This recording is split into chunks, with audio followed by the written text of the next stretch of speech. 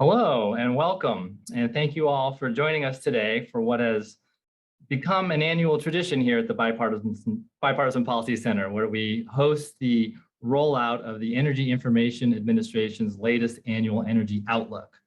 I'm Sasha Mackler, and I lead the energy program at the Bipartisan Policy Center. As many of you know, the BPC strives to combine the best data with the most relevant politics in our efforts to develop and advocate robust, enduring energy and climate policies. So today we are really thrilled and honored to have the premier independent data arm of the US Department of Energy rolling out their important updated analysis of the US system. As many of you know, the AEO represents an important baseline on the state of the energy system by combining the most up-to-date data with the government's most sophisticated analysis. It's relied upon by stakeholders across the energy and economic community. So let's start with a brief overview of the program today. The acting administrator of the EIA, Steve Nally, and Angelina LaRose, who's the assistant administrator, will start us off with a presentation of their latest analysis. And then we'll move on to a Q&A with some of EIA's leading experts, where we'll bring in your questions and have a discussion around the implications of the work. And I think we all appreciate there's a lot to talk about today. The gravity of the Russian invasion of Ukraine is on all of our minds, and we are hoping for a speedy end and a durable peace. From an energy perspective, Russia is the world's third largest oil producer and the world's second largest producer of natural gas.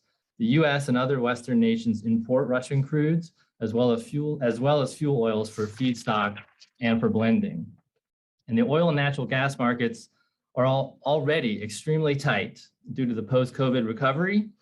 And so this new development is having an outsized impact on the US economy and on oil prices around the world. In addition to that, the impact of US energy policy over the past year has also been dramatic. Climate policy forces are gaining momentum here in the US and globally. Renewable energy is mainstream. Advanced technologies are emerging from the labs and into the marketplace. And many governments around the world, including ours, are getting real with a policy agenda. For example, the new bipartisan infrastructure law passed last year will have a big impact on growth trajectories for renewables, electric vehicles, and advanced decarbonization technologies like CCS and hydrogen and nuclear. The effect of geopolitics and supply and demand dynamics here in the US and in Europe, highlighted by what is happening in the Ukraine, could well change the energy transition trajectory in ways that are hard to predict at the moment. And I'm sure we're going to get into all of this in the discussion today. But before we start, I'd like to say a little bit about the importance and the value of the work that the EIA will discuss. Energy market projections are subject to much uncertainty because many of the events that shape energy markets cannot be foreseen with any assurance, such as the future developments in technologies, in demographics, and as we are seeing today, in geopolitics. So to help us make sense of all these big structural forces, the EIA releases an AEO every year. The value of the projections in the AEO is not that they're predictions of what will happen, but rather they are modeled projections of what might happen, given certain assumptions and methodologies. And by varying those assumptions, the AEO can illustrate what the important factors are in future energy production and use in the US. So it really serves as an important reference case for all of us in the policy world. So with that, let me introduce Steve and Angelina, and we'll get the program started. Steve Nally is the acting administrator, as I mentioned, of the EIA. He's got a wealth of expertise in petroleum and natural gas markets, and he started as a petroleum data in the petroleum data space. He joined EIA 30 years ago. Angelina LaRose is the assistant administrator who's had a 20-year career at EIA, 10 years in natural gas analysis, and then as the director of the Office of Integrated and International Energy Analysis. In her current role, she directs the modeling program, which supports EIA's forecasts and projections. Let me just say as a note to our audience, please submit your questions using the live chat on YouTube or Facebook or on Twitter using the hashtag BPCLive, and we'll do our best to get your comments and your questions into the discussion. And with that, I'll turn things over to Steve. Thank you. Well, thank you, Sasha, and thanks to the Bipartisan Policy Center for hosting today's annual Energy Outlook release. Good afternoon, everyone, and thank you for joining us. And we're excited to present this year's annual Energy Outlook, or the AEO 2022, and we're looking forward to a great discussion following our presentation. Today's presentation is all about our long-term projections of energy markets. However, I know there's lots of interest in what's happening right now concerning global energy supply and prices. Our short-term energy outlook will be released next Tuesday, and it will include the latest analysis and updated forecast based upon current market conditions. So I encourage everybody to check back then on Tuesday. So let's jump into the AEO presentation. The AEO is one of EIA's flagship products with detailed energy projections through 2050. The combination of the AEO reference case and the various side cases allows EIA analysts to illustrate and explore a wide variety of potential energy futures for our country. The AEO therefore plays a vital role in our mission as the nation's premier source of independent, impartial energy information, especially given the dynamic nature of today's energy sector. The AEO documents we are publishing today cover a lot of ground, including 9 court cases, 13 reports on our assumptions, and a narrative discussion. Angeline and I will only present just a few of the highest level observations today, but we invite you to explore this material in more detail. We hope you will learn something in the process, and we hope you will let us know what you think of as you examine it and challenge these insights. Full set of AEO publications, including the data tables, a discussion of results, a library of graphs, and even the National Energy Modeling System that we use to develop the AEO projections itself will be available on EIA's website following today's presentation. And a recording of this presentation will be made available on both the Bipartisan Policy Center and EIA's website. Next slide, please. I'd like to start by highlighting 3 broad themes that emerge from our AEO 2022 analysis and modeling. First, we don't see liquid fuels and natural gas and losing their place as the top 2 sources of energy in the United States through 2050. That appears to be true under a pretty wide variety of assumptions about economic growth, technology, and energy development costs and prices. It also appears to be true despite renewable energy, including solar and wind electric generation, growing at much faster rates. Though renewable sources grow faster, there is still a large established base of fossil fuels use that we simply do not see losing their predominance through 2050, at least not absent some form of policy action. Second, we project that the rising supply of energy from renewable sources, the result of financial incentives and declining costs, will substantially change the electric power sector by 2050. Advances in technology will drive down overall costs, including the cost of installing solar PV systems and of expanding the energy storage and distribution systems needed to mitigate intermittent availability. These trends will support robust competition by renewables with natural gas, nuclear generation, and coal. And finally, third, we see the United States continuing to produce record amounts of crude oil, natural gas, and natural gas plant liquids through 2050 under a wide variety of assumptions examined in the AEO reference case and its side cases. More than domestic demand, we see international demand for liquid fuels and natural gas influencing the growth of U.S. energy production. Next slide, please.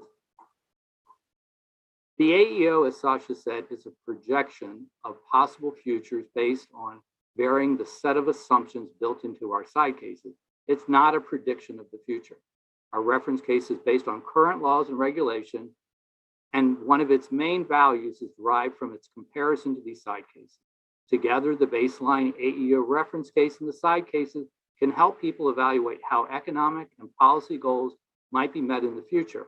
One of the most sensitive alternatives is our assumptions of the trajectory of the gross domestic product. The small changes in the U.S. economy can have significant effects on energy consumption. As a baseline, the AEO reference case assumes a 2.2% GDP growth, while the high and low economic growth cases assume a 2.7% and 1.8% respectively. World oil prices also strongly influence energy production and consumption in the United States. The AEO reference case assumes as a baseline that in real 2021 dollar terms, Brent oil prices will be at $90 per barrel in 2050, while the high and low oil price cases assume $170 and $45 per barrel, respectively. Two other cases we are publishing today vary a set of assumptions about the availability of oil and natural gas resources in the United States, as well as the cost associated with extracting those resources. In the high and low oil and natural gas supply cases, we illustrate the significant effects of varying assumptions about the availability and cost have on domestic production. And while the reference case assumes technology cost reductions in solar and wind generation continue to follow historic trends, the AEO high renewable cost case explores a future where these costs stop falling, and the low renewable cost case accelerates the rate of cost declines with technology costs 40% lower than the reference case by 2050. Next slide, please. The effects of the COVID-19 pandemic on energy and changes due to the passage of the Bipartisan Infrastructure Law last November are two areas we considered in our AEO analysis this year. This is our second AEO publication since the onset of the pandemic, and it raises the uncertainties our staff typically has to wrestle with in the AEO projections to a completely different level. Still, most of the effects of the COVID-19 pandemic on the US energy system appear to be short-term, although in some cases, changes may last a bit longer.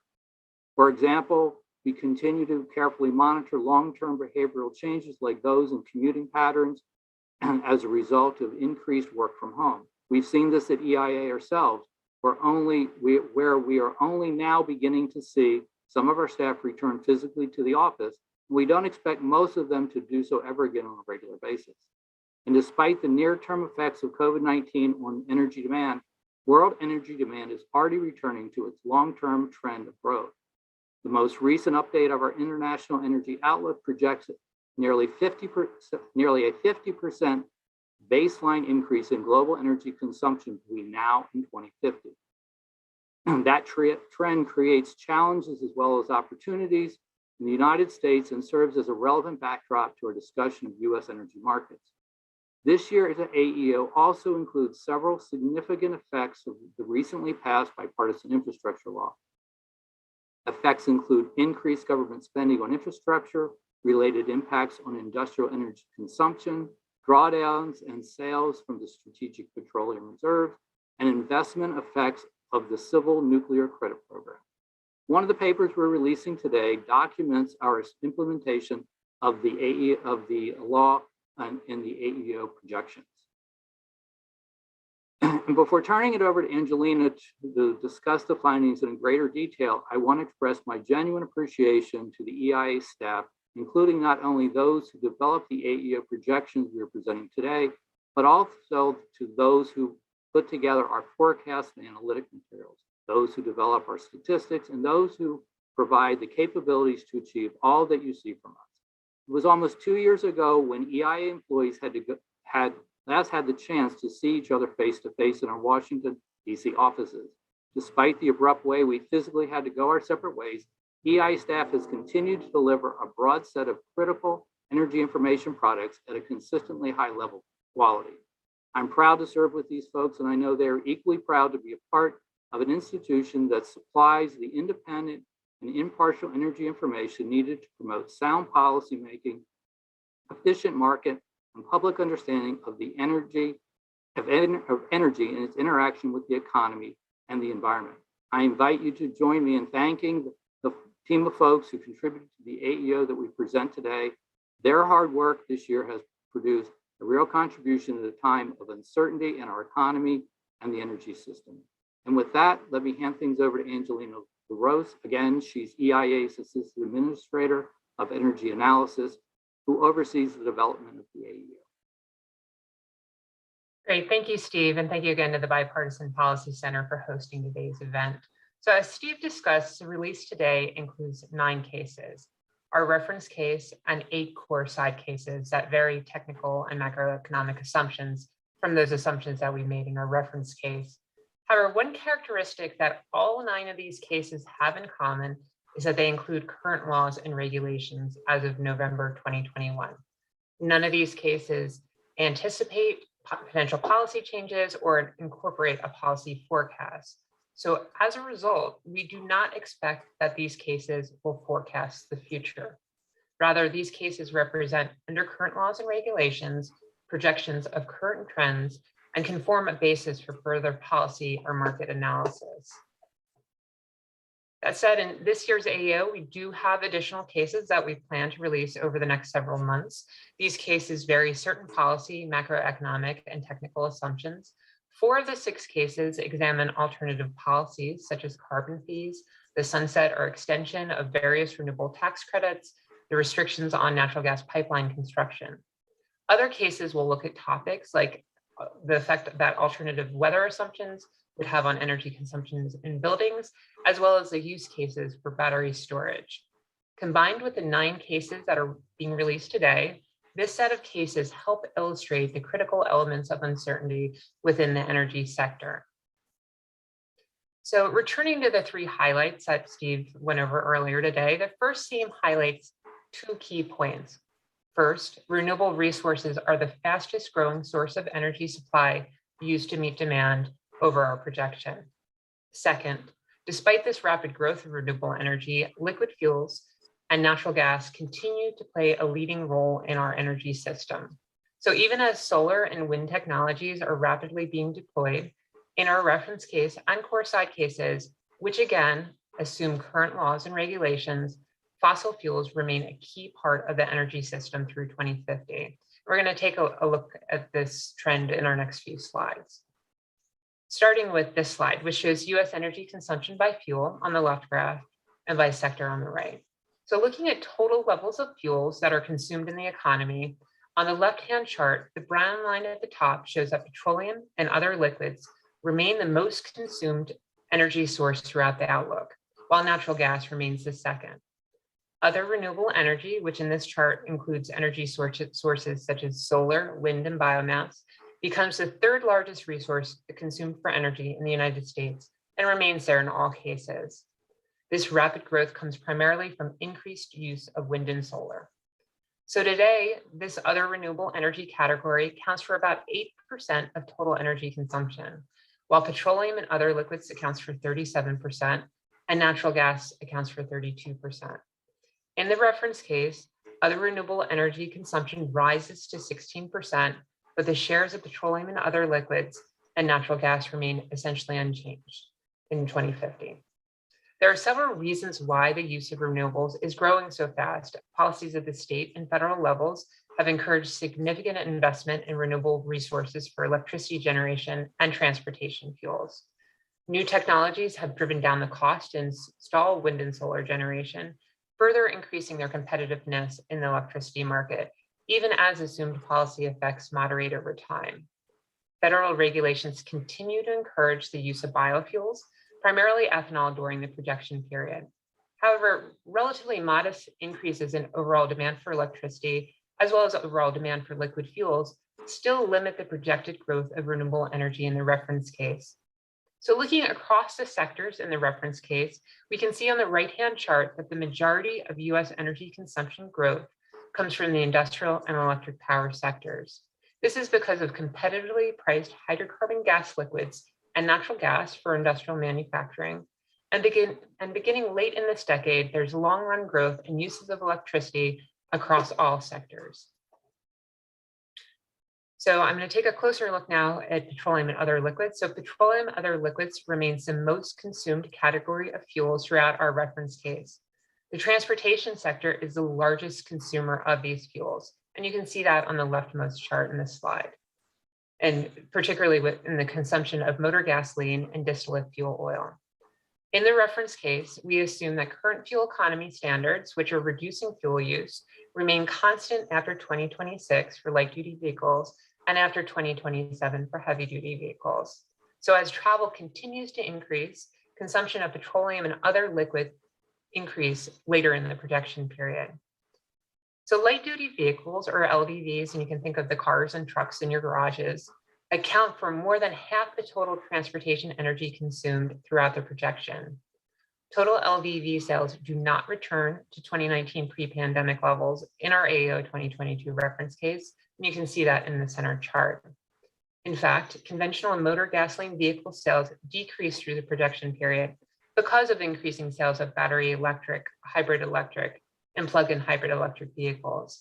So combined, the shares of sales of internal combustion engine LVVs, so this includes vehicles powered by gasoline, diesel, flex fuel, natural gas, and propane, decreased from 97% in 2021 to 79% in 2050 because of the growth of various EV types sales. So for the industrial sector, which is the second largest consuming sector of petroleum, hydrocarbon gas liquids as a feedstock is the primary source of growth for petroleum demand. Petroleum also remains a major fuel for refining processes and non-manufacturing industries such as agriculture, construction, and mining. So taking a look at natural gas, we project that the consumption of natural gas will keep growing as well, maintaining the second largest market share overall. And this is driven by expectations that natural gas prices will remain low compared to historical levels. The industrial sector becomes the largest consumer of natural gas by 2025. And this is driven by greater use of natural gas as a feedstock in the chemical industries and by increased combined heat and power consumption across multiple industries. The use of natural gas by the power sector is projected as flat or declining through mid-2035. Steady growth for natural gas demand in the industrial sector and growing electric power sector demand for natural gas after 2035 also supports the US natural gas market share. So with fossil fuels remaining a key part of energy consumption, our next slide is going to cover our projection of energy-related carbon dioxide emissions. So this slide shows changes over time in US energy-related carbon dioxide emission by fuel and by sector in the reference case. Changes in reference case energy-related CO2 emissions largely reflect the shifts in fuel consumption that we have seen in the previous slides. So total emissions decreased from 2022 to 2037 because of a transition away from more carbon-intensive coal to less carbon-intensive natural gas and renewable energy. This is combined with an overall decrease in energy intensity. After 2037, total emissions begin to trend upward. And this reflects the overall increase in US energy usage as a result of increasing population and economic growth, as well as our assumptions of holding current laws and regulation in place. These pressures influence end-use sector emissions. Emissions in the transportation sector are relatively flat, despite increasing average fuel economy and electrification, as upward population and economic pressures drive increased transportation activity. Industrial sector emissions, despite decreasing emissions in many subsectors, grow due to increased economic activity, particularly in the chemical industry. So this brings us to our second theme of AAO, which relates to trends in electricity generation. The cost of producing electricity from both natural gas and renewable sources has declined significantly in the past decade, and we expect that these trends will continue and that the robust competition among these sources will also continue. Several of the AAO cases are designed specifically to quantify the uncertainties in this competition between energy sources that supply electricity. And we're going to start taking a look into this second theme by looking at the growth in electricity demand. So on the left chart, you can see the electricity growth rate peaks in 2023 as the economy returns to pre-pandemic activity.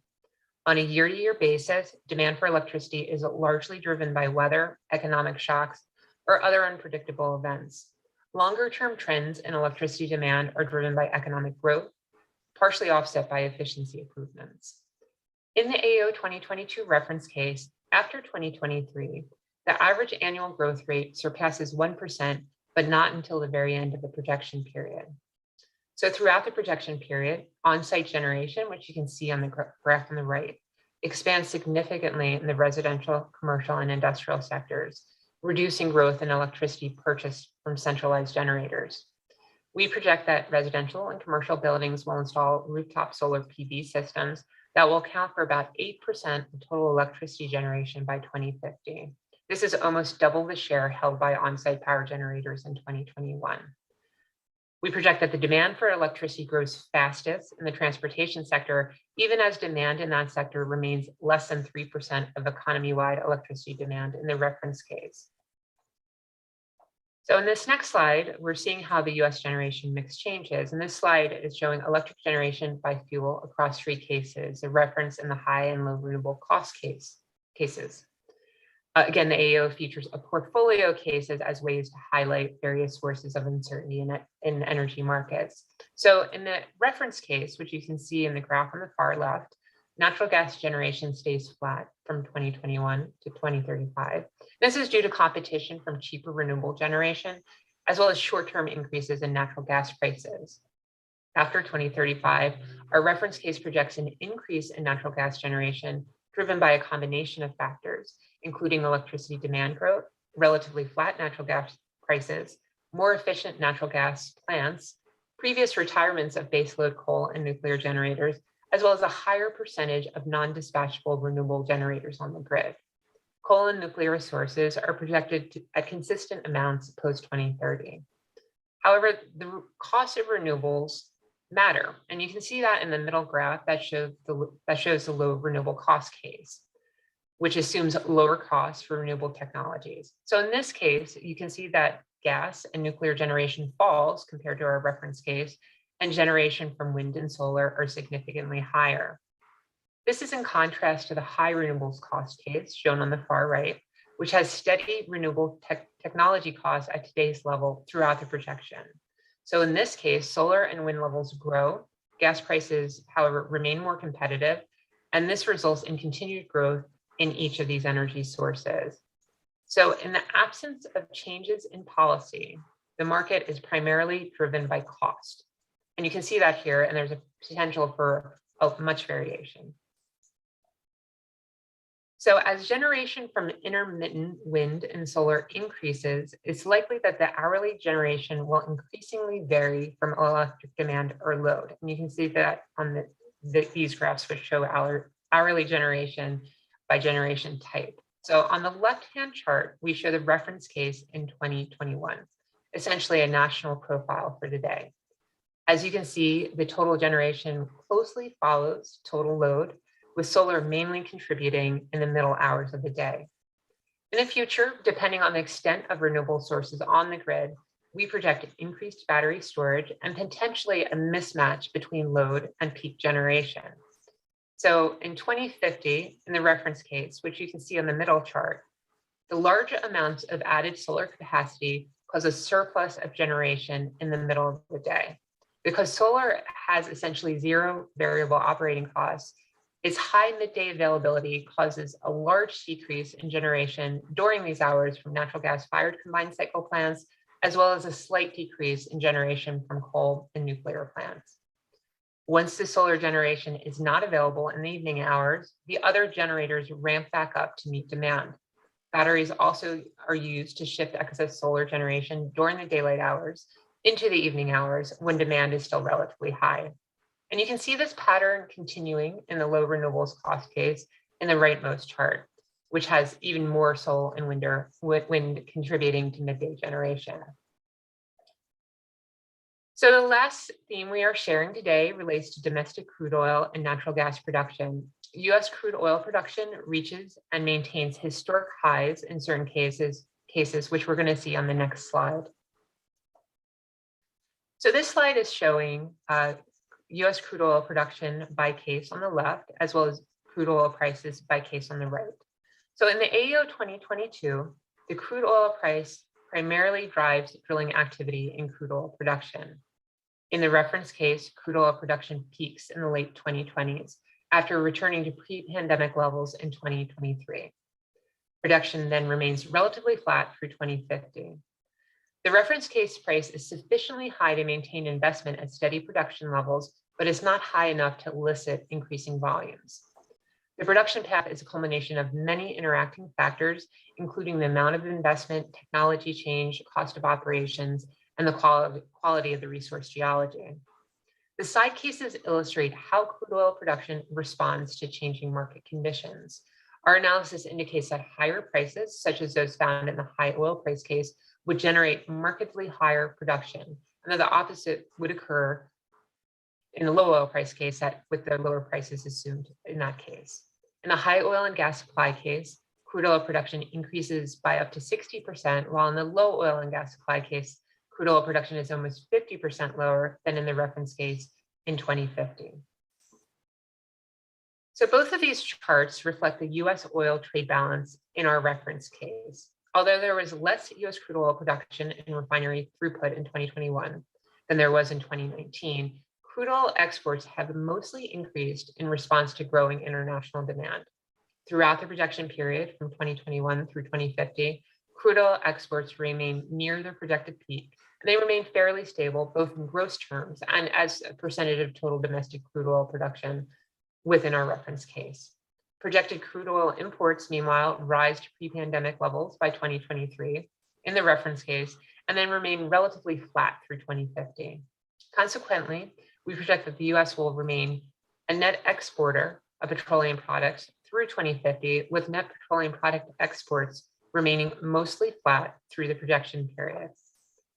So turning to natural gas, this slide is showing a domestic dry natural gas production across various cases.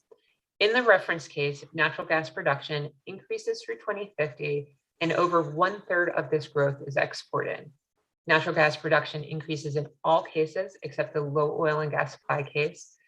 Projected US natural gas exports rise through 2050, and this is primarily driven by an increase in LNG capacity and growing global natural gas consumption, with increases in pipeline exports to Mexico and Canada contributing as well. And taking a closer look at natural gas trade on this slide, in 2021, US natural gas exports reached historically high levels. We project natural gas exports to continue to grow through 2025 as US LNG export capacity expands. Additional completed natural gas pipeline infrastructure will also increase takeaway capacity to Mexico. Beyond 2025, we project that natural gas production will ramp up to meet this growing export demand, the majority of which will be LNG. We project global demand for US natural gas to exceed current and announced LNG export capacity, making additional LNG export capacity economical. These LNG export capacity expansions, coupled with strong demand for natural gas abroad, increase LNG exports to close to 6 trillion cubic feet, or roughly 16 BCF per day, by 2033 in the reference case, supporting natural gas production growth in the medium and long term. The oil and gas supply cases illustrate the relationship between LNG exports and production. The low oil and gas supply case assumes higher costs and lower resource availability, which increases natural gas supply prices. So LNG exports begin to decline by the mid-2030s. In the high oil and gas supply case, which has assumptions that result in lower natural gas supply prices, LNG exports grow twice as fast as they do in the reference case, leveling off in the mid-2040s. So with that, I will leave you with our 3 annual Energy Outlook 2022 themes. As Steve mentioned, there's going to be a lot of interesting findings and material that will be published on our website following this event, as well as in the upcoming days. Thank you all for your attention. Thank you again to the Bipartisan Policy Center for hosting this event.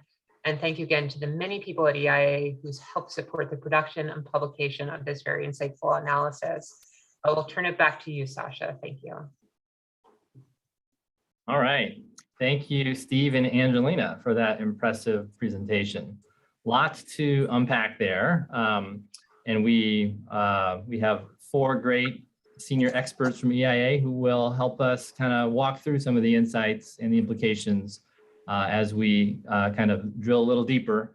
And this is the point, let me just say again to our audience, where you can pose your own questions, which we will try to present to our panelists and get them answered as part of this discussion over the next 25 minutes or so. But let me first start with some really brief introductions of our panel, so you know who is with us today, and then we'll dive into the discussion.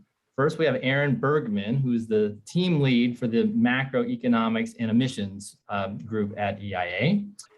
We have Aaron Bedecker, who's the team lead for energy consumption and efficiency modeling. We have Mindy Farber DeAnda, who is the team lead for petroleum and natural gas modeling. And we have Chris Namovich, who's the team lead for electricity, coal, and renewables modeling. So you can see we've got the right people here with us to drill into your questions. And again, you can submit your questions on the live chat on YouTube, on Facebook, or on Twitter using the hashtag BPC Live. So let's just we've already started to get a bunch of questions here, which we'll try to work through. Maybe I'll start with one for Mindy here, which is, why are the oil prices in the AEO 2022 projection so much lower than what we're seeing in the market today?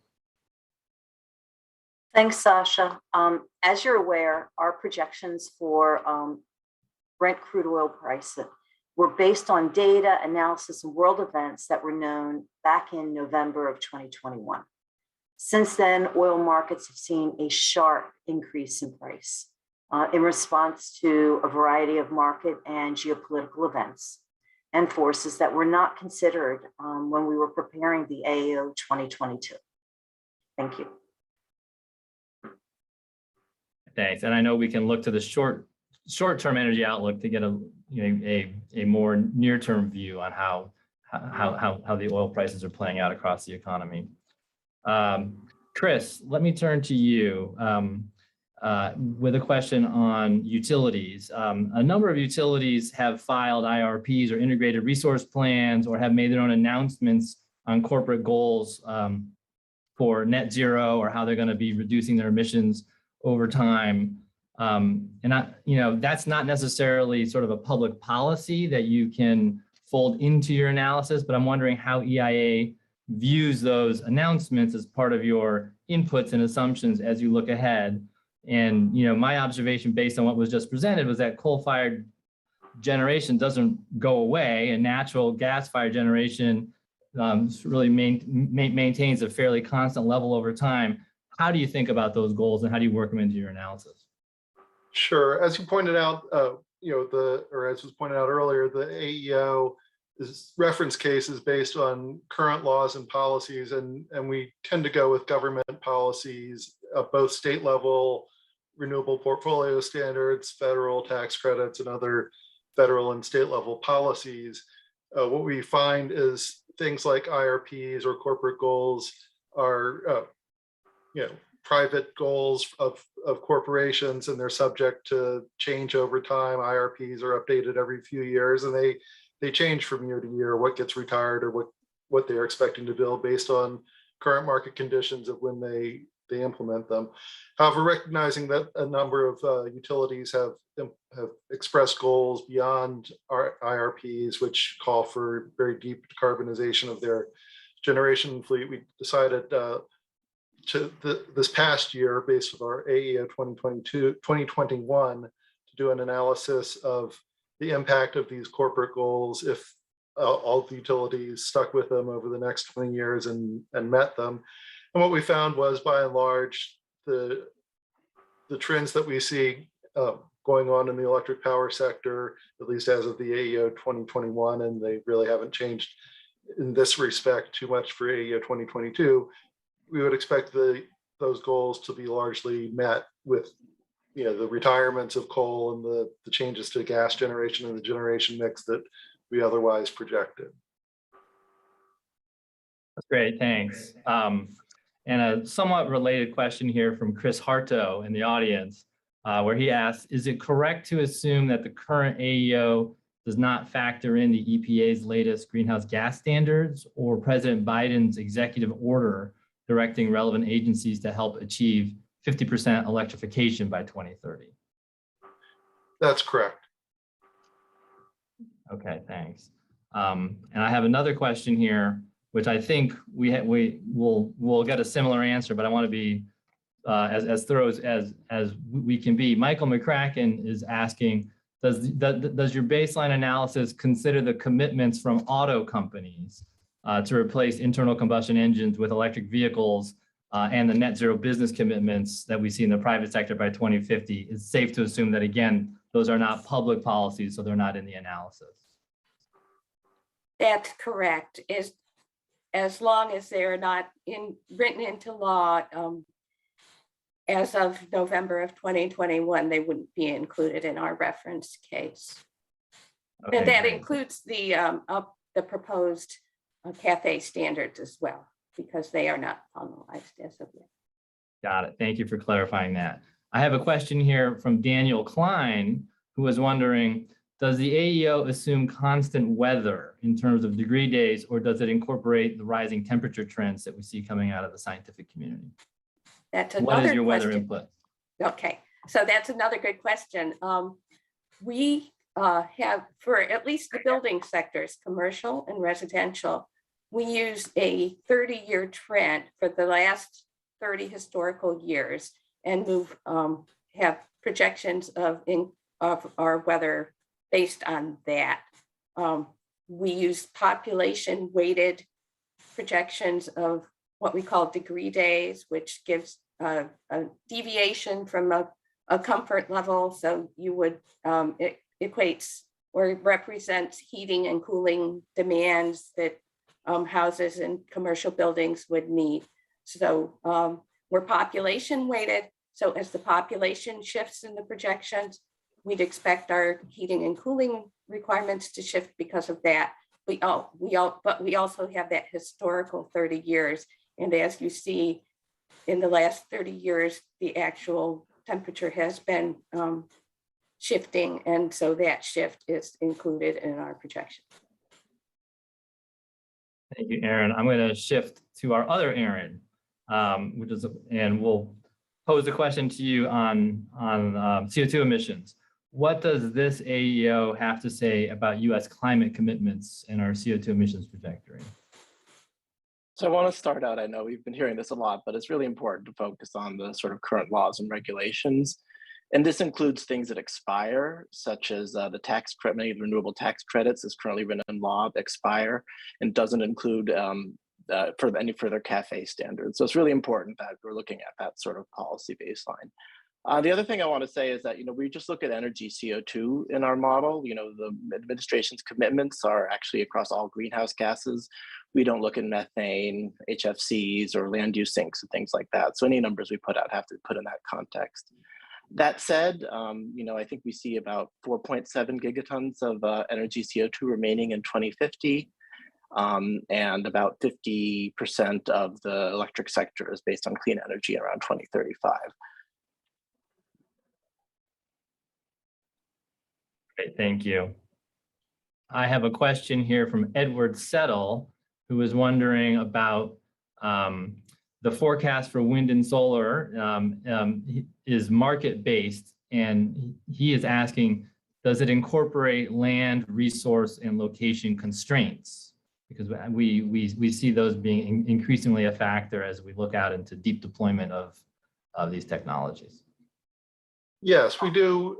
First of all, we have a regional model of the United States that divides the country up into roughly 25 regions. So every 2 states or so, but they're really based off of the electricity markets, which are not every 2 states.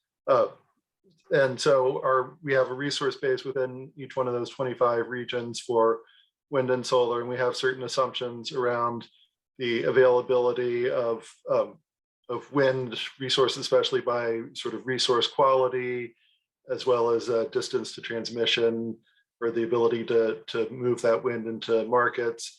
Solar is somewhat less constrained. There's still a resource supply curve, if you want to think of it that way, where you can build, the capacity factors of the solar resource do vary even within a fairly small region, but especially some of the larger regions out west. But we don't assume too much in the way of transmission constraints on solar, simply because the sun shines just about everywhere in the United States. If it didn't, I don't think too many people would live where the sun never shined. And so it's really a question not so much of the resource being available or not, but simply the quality of the resource. And we are trying to account for the quality of the solar resource, as well as the quality and cost to access the wind resource. Great, thank you. And Mindy, maybe we can shift back to you in the oil price conversation. It'd be great if you could say a bit more about the factors that drive U.S. oil prices, and how it might connect to the tools that U.S. administrations have, such as the Strategic Petroleum Reserve, which we've heard in the news, in the last few days. What sort of impact can that have on the near term, and how do you think about those factors in this analysis? Thanks for the question. So we do have Strategic Petroleum Reserve withdrawals already built. Well, we take them into account based on what we know. And what we knew is what was in the bipartisan infrastructure law, plus what we had prior. So we do have withdrawals already in there, but they're really negligible. So the current ones that just were recently announced, we do not reflect at all in the AEO 2022. It'll be interesting to see how that shakes out later when we get around to AEO 2023, perhaps also with some of our short-term energy outlook analysis and near-term analysis that we'll likely be doing. But for now, you won't see it in AEO 2022, unfortunately. Thanks for that clarification. I have another power sector question here from Trey Cowan, who is wondering what is causing the rate of change spike in electricity during the last 15 years of the reference case. I don't know if that's too specific to get into here, but because it was a specific question, I thought I'd throw it out for you all. I believe that would be in reference to the declining rate at which the growth in demand of electricity. That sound right, Aaron? Do you want to handle that? Or sure, I'll jump in there. So in the last several years, we have had several federal standards that have taken effect that have affected especially lighting demand in buildings. The lighting standards that went into effect 2012 through 2014 continue to have an increasing effect as stock turnover takes place. And also most major equipment in buildings, there are standards for the heating and cooling equipment, et cetera, that are currently taking effect. Once you get further into the projections with current laws and regulations, we don't have updates to those standards yet. So you won't see that continued improvement that you have seen in the past several years. In addition, also on the transportation side, at least in the last few years, you have seen an uptake in electric vehicles as well. That kind of counteracts the decline a bit, but that it is such a small part of electricity demand that it doesn't have that big an effect. Yeah, thanks. And if I could just build on that, I also did note that we see a big leap in EV sales over time. Can you say a bit more about the factors that are driving that growth? Sure. So there are a number of factors, including declining battery costs. We did put in a new set of assumptions this year that do have battery costs declining over the length of the projection period. Also, you see an increasing number of available models on the market, and that's expected to continue. And so, as well as that, you see a growth in the consumer market for longer range electric vehicles, particularly in light trucks in our projection period. And all told, that adds up to increasing electric vehicle sales. And that's even without any additional standards or incentives beyond what's already on the books. Thank you. And I have a question here from David Daniels, who makes the comment that the electricity hourly profiles on your slide 16 is a great addition. Does EIA also anticipate load shifting becoming important in the long term?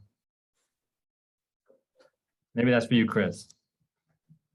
We don't really model, well, and really the load shifting question goes to Aaron, because that's more of a question of what people are using.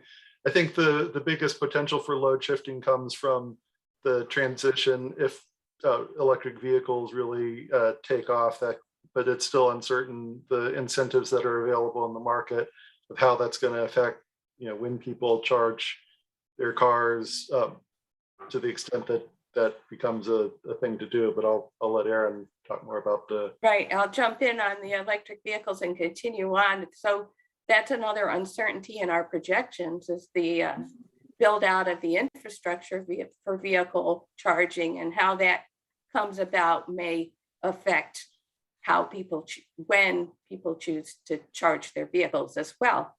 And that said, as far as load shifting and stationary sectors like buildings, we don't currently represent behind the meter storage. So there are limited opportunities in our projections to represent load shifting at the current time.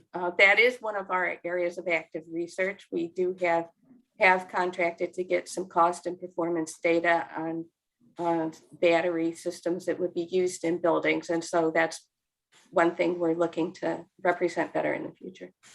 I'll jump in real quickly in case I misunderstood the question. It was more about using batteries to shift load. We do see significant uptake in batteries that do what some people might call load shifting, but are really there to help move the, as far as we can tell from our analyses, they're moving the sunlight from, as was shown in the figure that Angelina showed, the really sunny air time from the solar starts to saturate the demand into evening hours when there's less sun, but still high demand.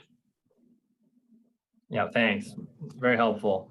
Maybe Aaron Bergman, you can shed a little light on the emissions cases for oil and gas production. And could you comment on whether the upstream emissions from methane are factored into these reported numbers on emissions? No, we only look at energy CO2, so we do not look at upstream methane. All right, thanks. It was also mentioned by Angelina that the infrastructure bill was a big part of this AEO kind of thinking through and evaluating what impact that might have on the energy system going forward. And so, one of the things we work on quite a bit here at BPC is carbon capture. And so wondering if you can say a little bit about the infrastructure bill and the outlook for CCS, and do the demonstration projects that are supported in the infrastructure bill, do they have an impact on your cost trajectories for CCS? And what does that suggest, if anything, for the future deployment trajectory of those technologies? I'm not sure who's the best one to answer that, but I'll throw it out there to the group. We were not able to include that aspect of the bill. As you know, the bill was passed quite late in the AEO cycle, so we weren't able to include the carbon capture provisions. It's something we'll be looking at over the next year, and hope we'll include them in the next AEO. Okay, great to know. I have a question here from Paul Galley, who's wondering, what's your projection for total energy storage in gigawatts by 2050? And has this increased relative to what you projected in last year's AEO? Right, I have to look at the AEO itself to get you, so I don't misquote the number, but we do project quite substantial increase in energy storage, and it might be a little bit hard to discern actually when you do look at the data, because it's coming from two sources. It's coming from the direct use of batteries, and there's a significant growth in what we call standalone batteries or diurnal storage, which we model as a typical 4-hour system. And then we also have batteries that come in, which look a little bit like solar because they're part of what people are calling PV, battery hybrid systems. And so we, by our convention, call those PV systems, since that's the dominant energy source. In fact, that's the only energy source, but the batteries are built into those systems. And there's quite a bit of growth, as Angelina showed, in our PV, our solar generation capacity, and a significant amount of that is coming from hybrid systems, although most of it is still coming from, about half of it is coming from standalone PV, and then a lot of the balance that's not standalone utility scale PV is coming from commercial and residential rooftop systems. But there is notable battery capacity that's implied in that number as well. Yeah, thanks. It's definitely a dynamic part of the future markets. Well, we're about 5 minutes out from wrapping up. So if you do have any final questions, please be sure to submit them for the panel.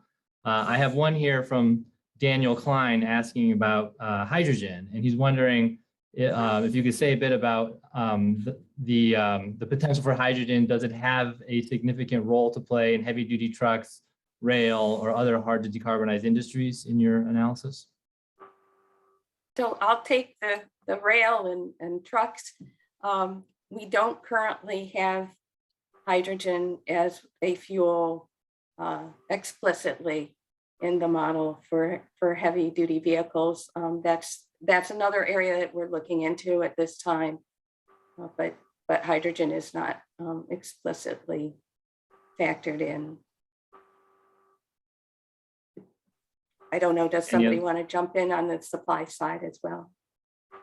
Well, with regard to supply side, we are working with other offices in DOE, looking at how we might design a separate hydrogen markets module, and also how we might modify a number of modules within NEMS so that we can reflect what's going on with hydrogen in the future.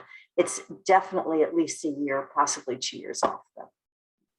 And as an adjunct to that effort, we're also looking into the possibility of hydrogen in the electric power sector, primarily seeing it having potential as a seasonal storage as opposed to the diurnal storage that I just talked about.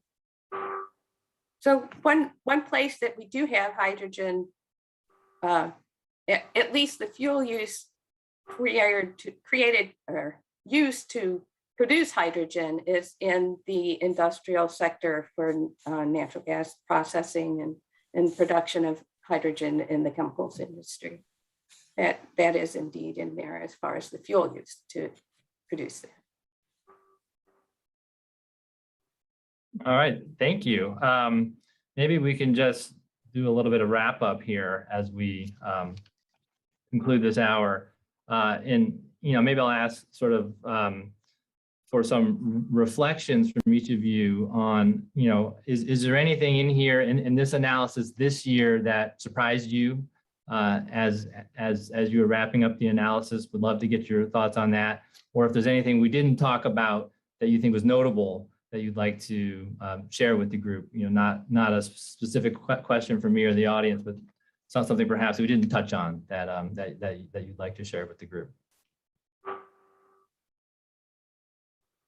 I guess I'll jump in. I just think it's important for people to note that, again, we have our reference case, which is current laws and policies, and we have a number of side cases which test market conditions. We'll be putting out a number of policy cases to test possible, generic kinds of policies.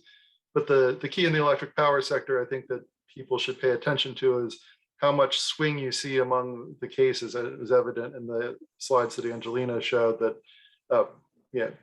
there's a number of factors. There's really a tight competition that we are analyzing in long-term electric power markets between especially solar and gas. Wind is also in the mix. And then the retention or retirement of existing capacity for coal and nuclear. That it doesn't take a lot of change in market conditions or policy conditions to really move the needle quite significantly on that long-term generation mix.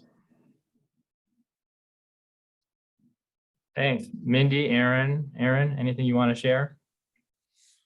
I'll share that, at least with regard to biofuels, we are in the process of improving a lot of what we're doing. And so we've seen so many, well, was it 6 or 7 refineries shut down the past 2 years.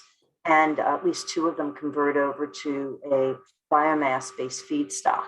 And so we're looking at those, we're looking at standalone, we've changed. We hope to incorporate sustainable aviation fuel next year, have more clean separation of renewable diesel and biodiesel next year. So we're trying to get the models so they can put out results in ways that analysts want to see them and help with informing decision making. And I want to jump in and maybe caveat something I said a little earlier on hydrogen for heavy duty vehicles. We do have some in the model, but it's just very, very small. So I was saying it was negligible. It's not negligible. It's there, but just not much. So thanks. Right, thanks for that clarification. And, I think it's just important to keep in mind that this is the base case, and for hydrogen to deploy, we really will need to see more policies put in place. It's not really a statement on the potential of hydrogen or CCS or other of these advanced technologies, but it's really sort of more a reflection that more policy is needed if we're going to get the energy transition in place to meet the goals that we've all been talking about here. Well, I think it's the top of the hour. That's 60 minutes, so we'll have to end it there. Let me thank Steve and Angelina and our panel here for taking the time to walk through this important analysis and talk through some of the insights and the questions as we try to get our heads around it. There's a lot here to unpack. And I'll note that the new AEO will be live on EEI's website at the conclusion of this event. So you can find it there now and start to sort through it for yourselves. Thanks to everyone for joining us today, and really appreciate your time, and we'll see you at the next one. Thanks, everybody. Thank you. Thank you.